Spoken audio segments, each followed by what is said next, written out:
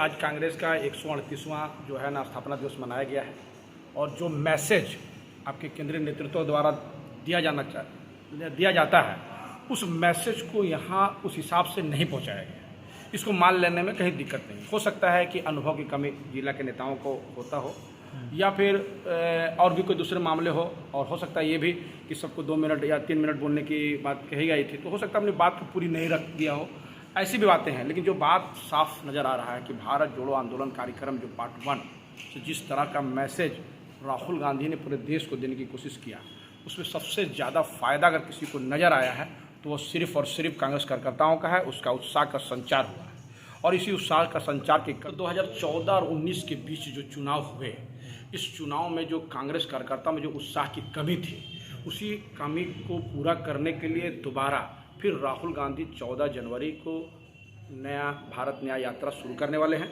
और इसका साफ और साफ इशारा तो एक ही तरफ है कि कांग्रेस के कार्यकर्ताओं में उत्साह का जो संचार होना चाहिए था वो फिर से हो जाए, क्योंकि विगत चुनाव में जो हार 3 राज्यों में हुई तो काफ़ी कार्यकर्ता जो है उसमें एक तो मन में एक तो धर गया था कि नहीं, हम लगता है कि पूरी तरह से कामयाब नहीं हो पाएंगे। इसी के बिना पर फिर जो तैयार किया गया है वो बड़ा महत्वपूर्ण है। तो सवाल है कि मैसेज जो देना चाहिए था कांग्रेस कार्यकर्ताओं को यहाँ से, वो कांग्रेस के कार्यकर्ता उस उत्साह को नहीं दे पाया। तो क्या लगा धनबाद जिला कांग्रेस कमेटी में जो शीर्ष नेता हैं, नेतृत्व करने की क्षमता नहीं उनके अंदर? जी नहीं, आप तो इसको पूरी तरह से इनकार कर दीजिए, हम इसको डिनाई करते हैं। और एक भी बात बताना चाहते हैं कि वर्तमान के जो अध्यक्ष हैं युवा हैं और युवा का प्रभाव पूरी तरह से कांग्रेस कार्यकर्ताओं में पूरी तरह से लवरेज कर रहा है उत्साह में। और लगातार कार्यक्रम प्रत्येक दिन देखिए, अगर जो धनबाद के जिलाध्यक्ष अगर धनबाद में रहते हैं तो प्रत्येक दिन कोई ना कोई कार्यक्रम करते हैं। विगत इनके कार्यकाल से पहले देखिए तो कांग्रेस एक तरह से मिल्ट हो गई थी, लेकिन अभी उत्साह का संचार जरूर हुआ है। और जो संतोष सिंह जो जिलाध्यक्ष हैं वो अपने कामों में इतने व्यस्त रहते हैं कि वो इस सब बातों से ज़्यादा अपने आप को अलग करके रखते हैं। तो देखिए, रही बात कि कुछ लोग को देखिए, आप झुंड के बारे में बातचीत कर रहे थे कि झुंड कुछ लोग हैं, तो यहाँ हम उन लोगों से आपके चैनल के माध्यम से ये कहना चाहते हैं कि आप कोई बात है तो आप जो वहाँ पर जत्थों से दे के जाती है तो ये कांग्रेस का कल्चर नहीं है, क्योंकि कांग्रेस देश की सबसे पुरानी पार्टी है और ये एक बलिदानी पार्टी माना जाता है, क्योंकि आज स्वतंत्रता के आंदोलन में कांग्रेसियों का एक बड़ा रोल रहा है। तो जिस पार्टी से आप बिलोंग करते हैं वो एक अनुशासित पार्टी है और अनुशासित पार्टी के कार्यकर्ता इस तरह जाके जत्थों में जाकर अपनी शिकायत को नहीं करते हैं। तो उससे हमारे आपके चैनल के माध्यम से मेरा गुजारिश है कि आप यहाँ पर आए, अपने बात को अध्यक्ष को रखना चाहिए, कार्यकारी अध्यक्ष को रखना चाहिए और अपनी बातों का निपटारा करने की कोशिश करना चाहिए। मैं समझता हूँ कि जो लोग यहाँ से हटकर बाहर में जो बात करते हैं वो एक राजनीतिक षड्यंत्र का एक हिस्सा है, तो इससे उसको बचा जाना चाहिए। दुर्भाग्य है कि कांग्रेस पार्टी में कितना नुकसान होगा। जी हाँ, आपको एक बात और बता देते हैं कि मैं दावे के साथ कह सकता हूँ कि कांग्रेस पार्टी को कोई हरा नहीं सकता। कांग्रेस पार्टी को जब भी हराता है तो कांग्रेस के अंतरकला हराती है, नेता कांग्रेस का हराते हैं। इतनी बड़ी पार्टी है कि इसको हरा पाना दूसरे किसी पार्टी की बस की बात तो बिल्कुल नहीं है। और जो खासकर 1980 की जो पार्टी बनी है उसका बलबूते पर उसका तो बस की बात नहीं है कि जो कांग्रेस कार्यकर्ता को हराते हैं।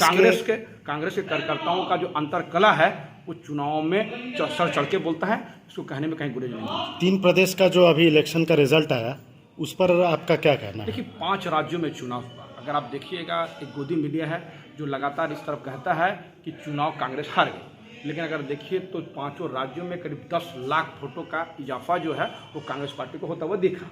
आप देख लीजिए कि साउथ में पूरी तरह से विश्व की सबसे बड़ी पार्टी कहलाने वाली पार्टी का सुपड़ा साफ हो गया। यानी आप देखिए कि कर्नाटक के बाद तेलंगाना का चुनाव हुआ तो वो पूरी तरह हार गई। यानी आप देखिएगा कि जो विश्व की सबसे बड़ी पार्टी है तो उसका दक्षिण का पूरे द्वार बंद हो गया। एक तेलंगाना में खुलने की आशा रखा था, वो भी चला गया।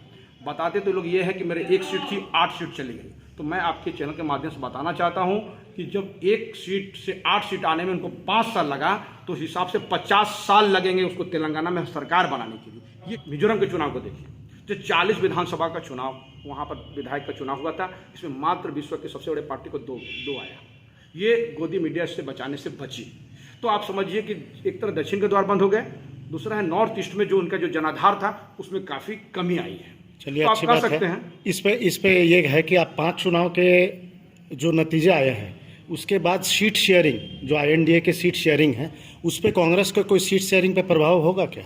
देखिए, निश्चित तौर पर हम कह सकते हैं कि सीट शेयरिंग अभी कांग्रेस का जो है बहुत बड़ा एक समस्या है और इंडिया गठबंधन के लिए भी बहुत बड़ा समस्या है। अगर इससे इतर हो क्या, यदि इंडिया गठबंधन सीट शेयरिंग अगर जिस अनुपात में करना चाहिए था और समावेशी के रूप में अगर हो जाएगा तो निश्चित तौर पर 2024 का चुनाव जो है वो संघर्षपूर्ण रहेगा, ये हम दावे के साथ करें। जो बाहर में कार्यकर्ता लोग चर्चा कर रहे थे कि जो जिला अध्यक्ष महोदय बोले थे कि हम बनने के 1 साल के अंदर में ऑफिस खुलवा देंगे, अगर नहीं हो पाता है तो अपने निजी फंड से जमीन देकर ऑफिस खुलवाने का काम करेंगे। देखिए, जहाँ तक मेरा अपना याद के मुताबिक बात करते हैं तो अध्यक्ष ने निश्चित तौर पर कहा था कि हम प्रयास करेंगे। निश्चित तौर पर उन्होंने प्रयास किया और ऊपर का निर्देश भी आया था, लगातार हर प्रखंडों हर पंचायतों से लोग यहाँ पर धरना तक कार्यक्रम किए और जिस मुस्तैदी के साथ जिलाध्यक्ष ने यहाँ पर कार्यालय खुलवाने की कोशिश की, लगातार जो मंत्री हैं हमारे उससे मिले भी, अध्यक्ष से मिले, प्रभारी से मिले, सबसे प्रयास तो किए लेकिन वो नहीं खुल पाया।